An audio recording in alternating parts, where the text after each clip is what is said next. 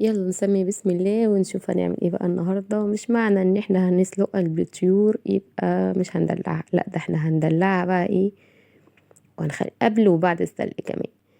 اذا كان بط بقى او فراخ او اي حاجه، نوع طيور انا بسلقه بعمله بالطريقه اللي هتشوفيها دلوقتي دي.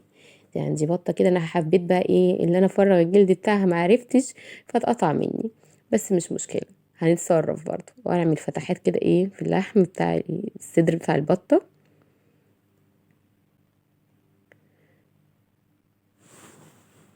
وعندنا بقى ايه هنا، بصل وطماطم مبشورة، هنحط عليهم فلفل اسود وملح بس، مش هضيف هنا حاجة تاني. وهبتدي ان انا ايه اخلطهم مع بعض بس كده.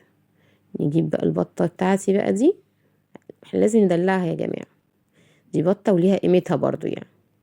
ننزل بقى تحت الجلد وفي الفتحات اللي احنا عملناها بالسكينة كده. طبعا هي اتشوهت معايا بس معلش.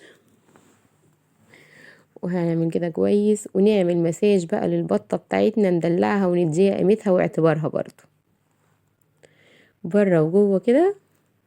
وهسيبها شوية في التتبيلة دي يعني تقريبا كده نص ساعة، مش كتير يعني، نص ساعة بس تشرب من ايه من التتبيلة دي. اركنها على جنب بقى. الاول ايه احنا عايزين نعالج الجلد اللي اتقطع مننا ده، عشان لما نطلعها بعد كده ما يبقاش شكلها مش حلو. بس انا اجيب الجلد كده على بعضيه،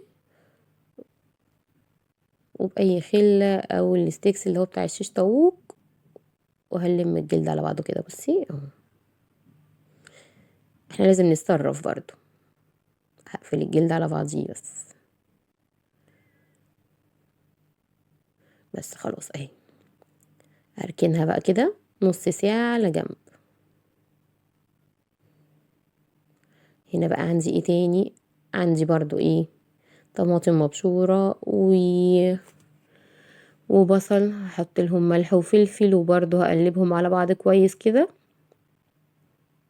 عندي بقى الناحية التانية، انا عندي دي فراخ ماشي. دي بقى التفريغ الجلد بتاعها كان سهل عليا، ما كانش ناشف زي البط ومش هيتقطع مني ان شاء الله.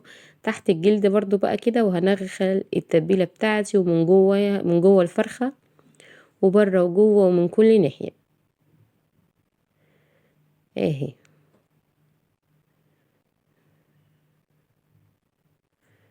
فرغي بايديكي كده الجلد، سهل بقى في الفراخ، وما عملتش فتحات ولا حاجه في الفرخه. الفراخ دي حجمها صغير فايه هتشرب التتبيله قوي، مش محتاجه الصدر بتاعها يعني ما فيهوش لحم كتير قوي يعني، مش محتاجه نعمل فتحات فيه.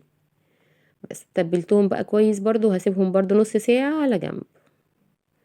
عندي بقى على البوتاجاز ميه، ولازم تكون بتغلي كويس قوي قوي يعني.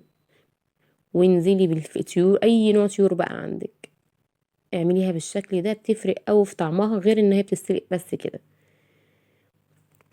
انا في الفراخ هنا بقى يا جماعه، طبعا انا قلت لك هي حجمها صغير، فانا هضيف الملح بتاعها من الاول. ولما اجي اغطي اي نوع طيور تسيبيها مهويه كده سنه، ما تقفليش الحل عليها، الطيور بالذات يعني. اللحمه اقفلي وكمريها حلوه او عادي، انما الطيور لا. عندي بقى تاني كمان ايه، هنا زي ما قلت لك انا هضيف الملح من الاول لان الفراخ دي هتستوي بسرعه، مش هتاخد كتير، سنها صغير. البط بقى التعامل معاه مختلف سنه يعني. بس انا عندي كمان هنا ايه الحله التانية، طبعا مش هسلقهم مع بعض لان سنهم مش زي بعض ولا الحجم، في حاجات بتستوي قبل التانية. عندي بقى هنا حله تانية وبرده بتغلي كويس كده. هنزل البطه بتاعتي وهنزل حاجتها معاها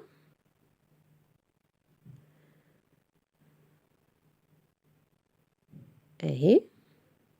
هنزل لها ايه كمان بقى، طبعا ده في الحالتين الاتنين زي بعض بقى دلوقتي. هنزل معاهم بصل وجزر وطماطم ورق لورا وحبهان وفصين قرنفل. لو حابه تضيفي كرفس يبقى حلو قوي كمان برضو في سلق الطيور، حلو جدا كمان في سلق الطيور، بيشيل اي زفاره فيها. انا هنا بقى مع البط هضيف معلقه سكر.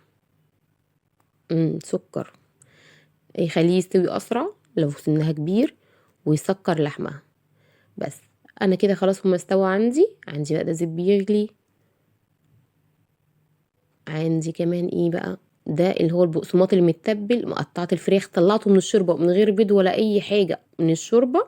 قطعت الفراخ بتاعتي من الشوربه على طول، ورحت حطاها في قلب ايه، البقسماط المتبل بس، وحمرتها من غير بيض ولا دوشه. احنا لازم برضو ندلع الطيور، مش معنى ان احنا هنسلقها كان يبقى فيديو مش سريع هندلعهم معايا، او نسيت وندلع اقول لكم العيال البطه معاهم. انا عملت فيها ايه. البطه بقى يا ستي، انا عملت لها معلقه كاتشب وعليها معلقه زيت، سنه فلفل اسود، ورحت ايه دهنه البطه بتاعتي من فوق الوش وحطيتها في الفرن.